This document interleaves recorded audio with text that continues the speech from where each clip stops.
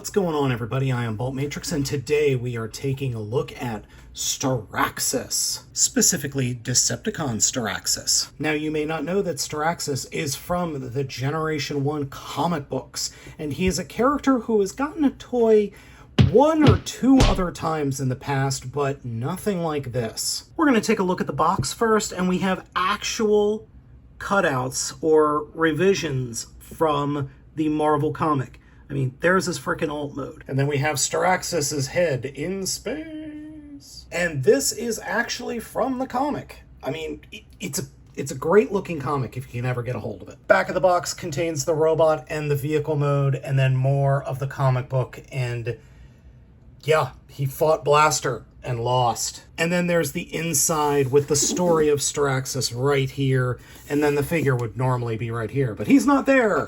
He's here. I love the way this figure came out. The paint and the molding and everything on it is super nice. And I just love everything about it. Yes, he has a little bit of a backpack, and yes, he has gigantic things on the back of his upper arms. But overall, the figure just looks cool. And that head sculpt is something really special. It looks exactly the way I always remembered STRAXUS looking in the comics. Unfortunately, no light piping. I would have loved to have seen a little bit of that. Just get those eyes glowing, because I always envisioned him with dark blood red eyes. I think it's obvious that STRAXUS here is a heavy retool of Galvatron. There's actually more different here than I initially thought.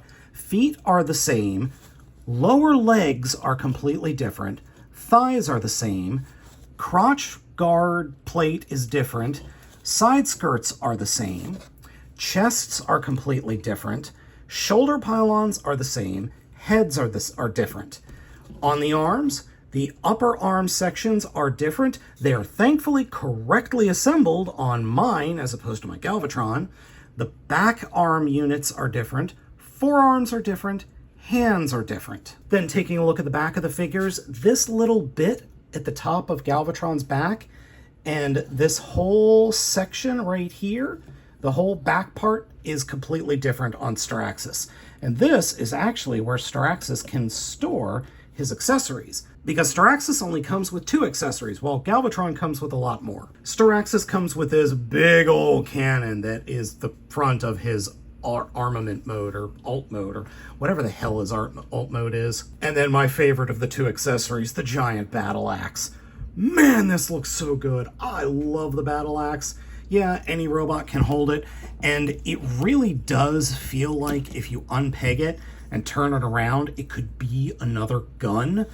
I've not been able to find a way to peg it into like an arm or to have him hold it, unfortunately. There's nowhere really to peg it in, which is a shame.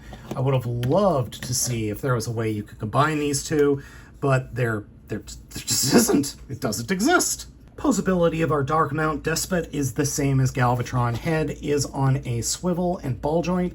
Shoulder pylons don't move like Galvatron does, or they're not supposed to in robot mode, so they're locked into place. Shoulders are on hinges and swivels, then a double bend at the elbow for the transformation. Fists do articulate.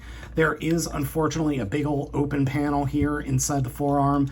I really wish that was closed up. And then the thing on the back of the arm or the back of the elbow does move a little bit, so you can get it out of the way. There is torso articulation, but you have to be careful because that junk in the trunk will get in the way. The side skirts and the front skirt both move out of the way. Legs can kick forward and can kick back and can kick out. Thigh swivel, bend at the knee is just about 90 degrees. And then there is the foot articulation. And he does have heels just like Galvatron. Unfortunately, he suffers from the same problem Galvatron does, where they kind of go past the point of usefulness a little bit. If they had just added a millimeter more of plastic right back here, that wouldn't be an issue. STRAXUS does suffer from the same posability issues that Galvatron does, especially in the feet. The pylons, or the bits that are inside the legs that can hold him up in cannon mode, do get in the way, but I think you can pull off some decent poses with the guy.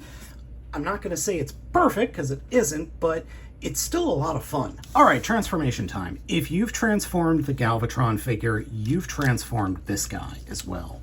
So to start off with, we'll come down to the legs, fold up the heels into the underside of the feet, turn the legs so the toes are pointing outwards. Once you have those turned in, I like to push the feet all the way down and then flip out these pieces, the giant cannon support structures, and then I will smush the feet together like that.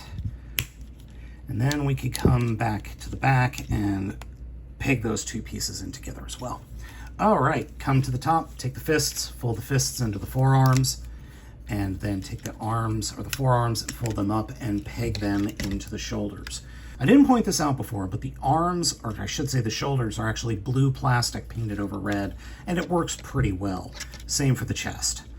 All right, then we can swing these bits around the elbows and they will peg into the underside of the forearms. Then come to the chest and push the chest and the pylon apart, and that will allow you to pull the shoulder out. So push the pylon down a little bit, fold it out, and then you can turn that around. Great. Now come to the backpack, fold the backpack out and unstick it from the back, open up the backpack a little bit, pull the chest up so you could fold the head in and collapse the chest, fold the cannon barrel in, and then take the chest and actually push the pecs. Then take the whole cannon section, bring it down, and while you do that, bring the legs back.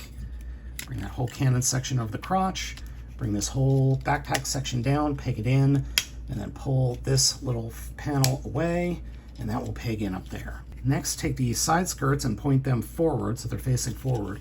Come around to the back of the legs, fold the legs up, and snap them into place underneath this big piece. And then take the arms, and there are pegs on the inside of the armpits that will peg into the thighs. So we'll bring those down. And then there's a little slot right there where my finger is that will peg into the chest piece. So we bring all that forward, get that pegged in, get that slotted in. And then lastly, we can bring the side skirt and peg it into place and just position the arm thusly. The whole front arm piece just kind of sits there. And then do the same thing on the other side. Bring it in, snap it all into place, get everything lined up, make sure that all the tabs are in, fold the shoulders out like that, and then take the cannon, plug it in there. Then take the axe, and there is a piece that looks like it's going to combine somewhere. Fold the wings up like that, and then place the axe on the top of the cannon mode, like so. Haha, we are done. I really like this cannon mode. Yes, it's mostly blue, but there are highlights of white and black and red, and I think it just works. I really think it's a cool cannon mode. It is a nice evolution of Galvatrons, and it looks like something that has its own mobility, which is very cool, because this thing is supposed to fly in the comics, and I can believe that. If you have it just like this on the desk, yeah, I feel like this can fly on its own. And what's even cooler is if you take the feet, you can fold the feet up, and it looks like it has thrusters in the back, and that can just act like a tail wing. So yeah, I could totally see this thing flying. The figure doesn't have any kind of figure flight stand hole in this mode, but I added some blast effects, and yeah, for me, this totally works. I love the juxtaposition between STRAXUS and Galvatron, and they do feel like different figures, even though when you get into the nitty-gritty of the transformation and fiddling around with them, they are almost exactly the same figure, but with enough changes, STRAXUS is definitely its own figure. I really like this figure, and I'm super glad I was able to get a hold of it. It's a ton of fun. It's probably the best reuse of the Galvatron mold that I can even think of. And boy, I've been really striking out and trying to figure out ideas for the reuse of Galvatron's mold over the past few years.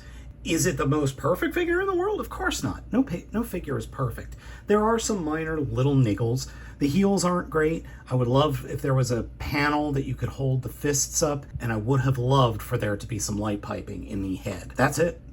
Those are the only complaints I have. It's a top tier figure, definitely worth the asking price, definitely worth having, because that box itself is super cool.